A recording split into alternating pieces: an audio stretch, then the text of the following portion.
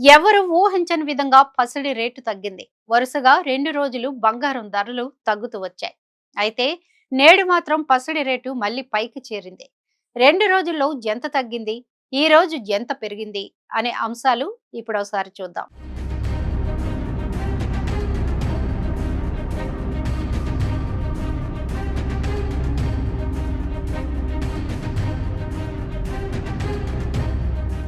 అంతర్జాతీయ మార్కెట్లో ఉద్రిక్తతలు కాస్త తగ్గడం వల్ల బంగారం ధరలు వరుసగా 2 రోజులు దిగివచ్చాయి.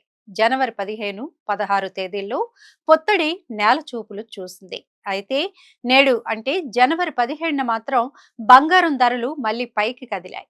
ఈ క్రమంలో ఏపీ, తెలంగాణ, తెలుగు రాష్ట్రాల్లోని హైదరాబాద్, వరంగల్, విశాఖపట్నం, విజయవాడ, తిరుపతి వంటి ప్రధాన నగరాల్లో రేట్లు ఎలా ఉన్నాయో ఒకసారి తెలుసుకుందాం. జనవరి 15, 16 తేదీల్లో బంగారం ధరలు దాదాపు రూ. 600 మేర పడిపోయింది.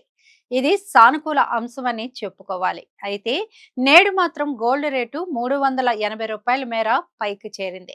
దాంతో బంగారం రేటు ప్రస్తుతం రూ. 1,43,780 వద్ద ఉంది. 24 క్యారెట్ల 10 గ్రాముల బంగారానికి ఈ రేటు వర్తిస్తుంది. అదే 22 క్యారెట్ల బంగారం ధరలు గమనిస్తే ఈ పసిడి రేటు గత 2 రోజుల్లో రూ. 550 పడిపోయింది.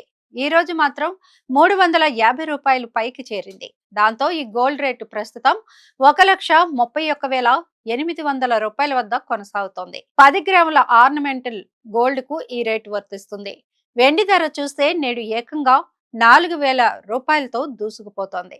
కేజీకి రూ. 3,10,000 వద్ద ఉంది.